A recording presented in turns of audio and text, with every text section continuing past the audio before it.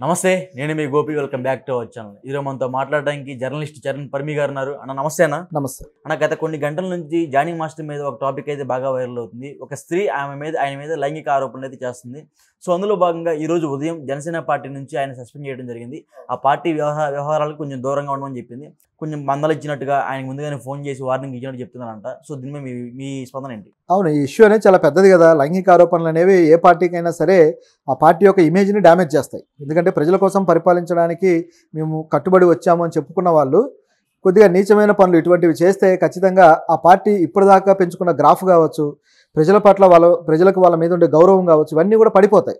చివరికి అది రాజకీయంగా పార్టీకి దెబ్బ తగిలే అవకాశం కూడా ఉంటుంది. అది ఇవన్నీ జనసేన పార్టీ ఆలోచించినంత అమాయకత్వం అయితే లేదు కదా వాళ్ళకి. సో ఆలోచించారు.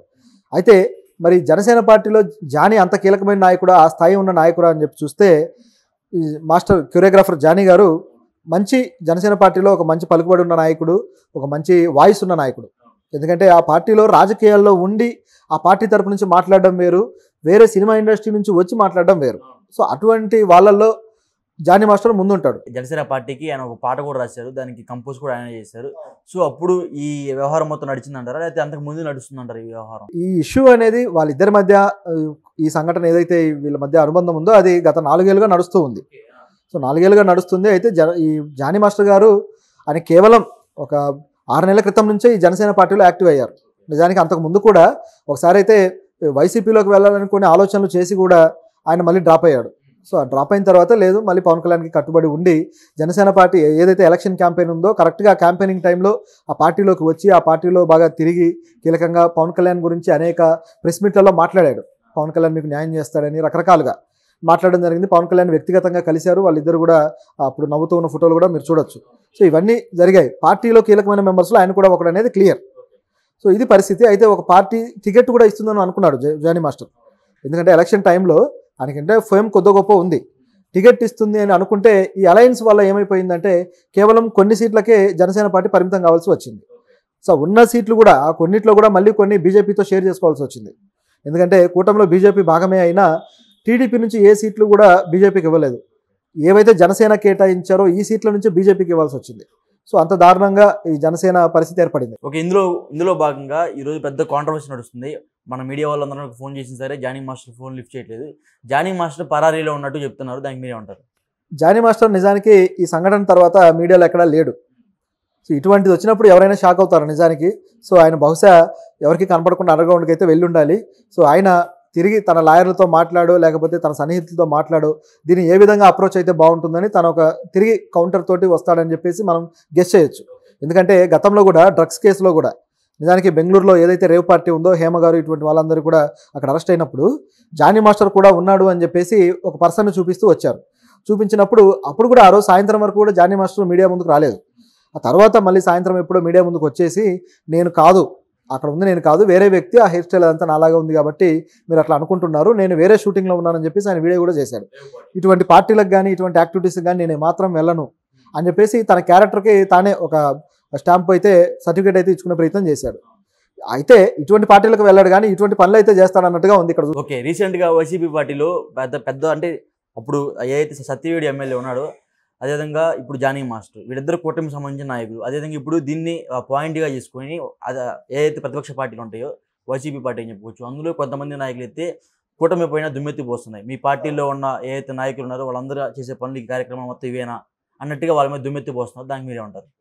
దొందే తిట్టాలంటే ఇద్దరిని తిట్టాలి. ఎందుకంటే ఇప్పుడు వైసీపీ పార్టీలో ఏమి అంత పుణ్యాత్మలేం లేరు. వాళ్ళు కూడా ఈ పనులన్నీ చాలా చేశారు కదా. ఇప్పుడు దువాడ ఇష్యూ ఇంకా నలుగుతూనే ఉంది, దాంట్లో క్లారిటీ లేదు.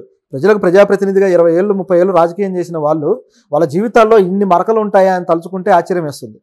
అయితే వ్యక్తిగత జీవితాలు వాళ్ళ ఇష్టం, వాళ్ళ పని వాళ్ళు చేసుకోవచ్చు, అందులో ఏ సమస్య లేదు. ఒక వ్యక్తి ఒక మహిళతోటి అది ఏ సంబంధమైనా కావచ్చు, అటువంటి ఏ అనుబంధమైనా కావచ్చు, ప్రేమ కావచ్చు, వాళ్ళు కలిసి ఉండటం ఏ తప్పు కాదు. సో నిజానికి వైసీపీకి సంబంధించిన విషయాల్లో కానీ మహిళే ముందుకు వచ్చేసి నన్ను అత్యాచారం చేశారనేది సమస్య. దీని మీద కేసులు అయితే జరుగుతాయి. కాబట్టి ఇటువంటి వాటిల్లో ఖచ్చితంగా తప్పు పట్టాల్సిందే. అయితే ఇక్కడ గమనించి చూస్తే వైసీపీ నుంచి అలాగే ఉన్నారు నాయకులు, మహిళల్ని ఇట్లా ఈ విధంగా చేస్తున్న వాళ్ళు. అలాగే టీడీపీ నుంచి కావచ్చు, అదేవిధంగా జనసేన నుంచి కావచ్చు, ప్రతి పార్టీ నుంచి ఉన్నారు. అధికారం చేతిలోకి రాగానే మారిపోయే వ్యవస్థ ఇప్పుడు వచ్చింది. కాబట్టి ఎవరిని ఉపేక్షించలేదు, అందరినీ తప్పుపట్టాల్సిందే. కాకపోతే వీళ్ళ సోషల్ మీడియా హ్యాండిల్స్ ఏంటంటే ఏ పార్టీకి ఆ పార్టీకి ఈ ఐటీ సెల్స్ ఉన్నాయి కాబట్టి వీళ్ళు బురద చల్లుకోవడంలో ముందుంటారు. ఇప్పుడు మమ్మల్ని ముందు బురద చల్లారు, మేము చల్లించుకున్నాం, మాకు మరకలు అయ్యాయి కాబట్టి మేము కూడా మీకు బురద చల్లుతాం. ఓకే, ఇంకో న్యూస్ కూడా బాగా వైరల్ అవుతుంది. పవన్ కళ్యాణ్ జానీ మాస్టర్ ఫోన్ చేసి వార్నింగ్ ఇచ్చినట్టు కూడా ఒక న్యూస్ అయితే బాగా వైరల్ అవుతుంది. పవన్ కళ్యాణ్ గారు ఎప్పుడైతే ఈ జనసేన పార్టీ సంబంధించి ఈ ఇష్యూ ఎప్పుడైతే బయటకు వచ్చిందో వెంటనే మధ్యాహ్నం పూట ఈ పార్టీ నుంచి మేము తప్పిస్తున్నాము అన్నట్లుగా, అంటే ఇంకా తప్పించడం కూడా కాదు, మీరు పార్టీ కార్యకలాపాల్లో పాల్గొనొద్దు, వ్యవహారాల్లో దూరంగా ఉండండి అని చెప్పి చెప్పారు. అంటే పూర్తి స్థాయిలో జానీ మాస్టర్ని తప్పించే సాహసం జనసేన పార్టీ చేయట్లేదు. ఇది ఇక్కడ క్లియర్. ఎందుకంటే పార్టీ వ్యవహారాలకు దూరంగా ఉండడం అంటే పార్టీలో ఉండే దూరంగా ఉండమని, పార్టీ నుంచి తీసేయడం కాదు. కానీ ఈ సత్యవేడు ఎమ్మెల్యే విషయంలో ఏం జరిగింది, టీడీపీ ఆయన పార్టీ నుంచి తప్పించింది. పైగా ఆయన ఎమ్మెల్యే కూడా, సిట్టింగ్ ఎమ్మెల్యేనే పార్టీ నుంచి తప్పించింది టీడీపీ. కానీ ఇక్కడ జానీ మాస్టర్ ఎమ్మెల్యే కాదు, మరో నాయకుడు కాదు, కానీ పార్టీ నుంచి ఆయన అయితే సస్పెండ్ చేయలేదు. సో దీన్ని బట్టి పవన్ కళ్యాణ్కి జానీ మాస్టర్ మీద ఉన్న ఆపేక్ష ఏంటిదో అర్థమవుతుంది. సో వాళ్ళిద్దరి మధ్య ఉండే అనుబంధం అర్థమవుతుంది. జానీ మాస్టర్ని ఇప్పుడు కానీ తప్పిస్తే ఇక జీవితంలో మళ్ళీ జానీ మాస్టర్ ఆ పార్టీలోకి వచ్చే అవకాశం ఉండదు. ఎందుకంటే ఇక అది పూర్తి స్థాయి అవమానం. పార్టీ నుంచి తీసేశారంటే అది అవమానే కదా ఎవరికైనా. కాబట్టి తీసేయకుండా ఆయన సేవలను ఉపయోగించుకోవడానికి పవన్ కళ్యాణ్ ఆల్రెడీ తన ఇంట్రెస్ట్లోనే ఉన్నాడు, జానీ మాస్టర్ని ఇంకా అభిమానిస్తున్నాడని చెప్పక తప్పదు. అయితే ఇక ఈ వార్నింగ్ ఇచ్చారనే రూమర్ కూడా ఇది పూర్తి స్థాయి వాస్తవంగా కనబడడం లేదు. ఎందుకంటే పార్టీ నుంచి తప్పిస్తే ఇటువంటివన్నీ జరుగుతాయి, నువ్వు తప్పు చేసావు కాబట్టి నీకు శిక్ష పడాల్సిందే అని వార్నింగ్ ఇస్తారు. పార్టీ నుంచి తప్పించట్లేదంటే దాని అర్థం ఏంటి, నువ్వు పార్టీలో ఉండాలనే కదా. సో ఇంక ఈ వార్నింగ్లు ఈ క్వశ్చన్లు అన్నీ ఉండవు నాకు తెలిసి. సో ఇంకోటిసరికి అసలు ఆయన తప్పేం చేశారు నాకు అర్థం కావట్లేదు. దాని నుంచి ఏం తప్పు చేశారు ఆయన? ఆవిడ పెట్టిన కేసు ప్రకారం ఆవిడ ఏం పెట్టింది, లైంగిక వేధింపుల కేసు, అత్యాచారం చేశాడు అని పెట్టింది. సో 376 రేప్ కేసు, దాంతోపాటు క్రిమినల్ అంటే నా మీద దాడి చేశాడు అని చెప్పేసి క్రిమినల్ కేసు పెట్టింది, అది 506 ఆ కేసు పెట్టింది. దాంతోపాటు మరొక కేసు, మరో సెక్షన్ కింద కూడా బెదిరింపులకు పాల్పడ్డాడని చెప్పేసి 323 ఆ కేసు సెక్షన్, 323 క్లాస్ 2N అనే సెక్షన్ కింద కేసు పెట్టింది.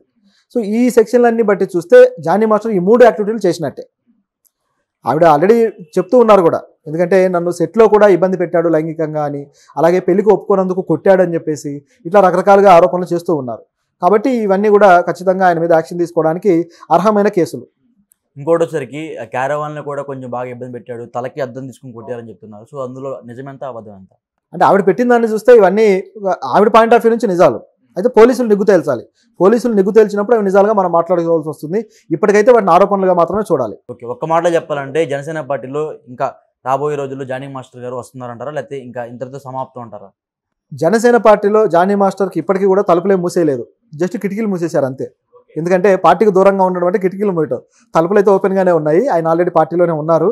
సో ఆయన ఏ రాజకీయ ప్రస్థానం ఆయనకి ఏమీ డ్యామేజ్ అయితే జరగలేదు. ఇప్పుడు ఈ కేసు విషయంలో కూడా ఇవి ఆరోపణలు కాబట్టి ఈరోజు ఇవన్నీ మాట్లాడుకుంటున్నాం. ఇది మళ్ళీ తిరిగి ఏదైనా జరగచ్చు, దీంట్లో ఏ సంఘటన అయినా జరగచ్చు, ఈ కేసు మళ్ళీ తిరగబడచ్చు, ఏమైనా కావచ్చు. మళ్ళీ జానీ మాస్టర్కు ఉన్న ఇన్ఫ్లుయెన్స్ అలాంటిది, ఆయనకుండే కెపాసిటీ కావచ్చు, ప్రభుత్వంలో ఇప్పుడున్న పరిస్థితిలో ఆయనకు అంత ఉంది కాబట్టి ఏమైనా జరగచ్చు అనేది మన అంచనా. అలా జరిగితే తిరిగి మళ్ళీ రాజకీయాలు ఆయన పుంజుకుంటాడు. సో అది ఓకే అన్న, థ్యాంక్ యూ.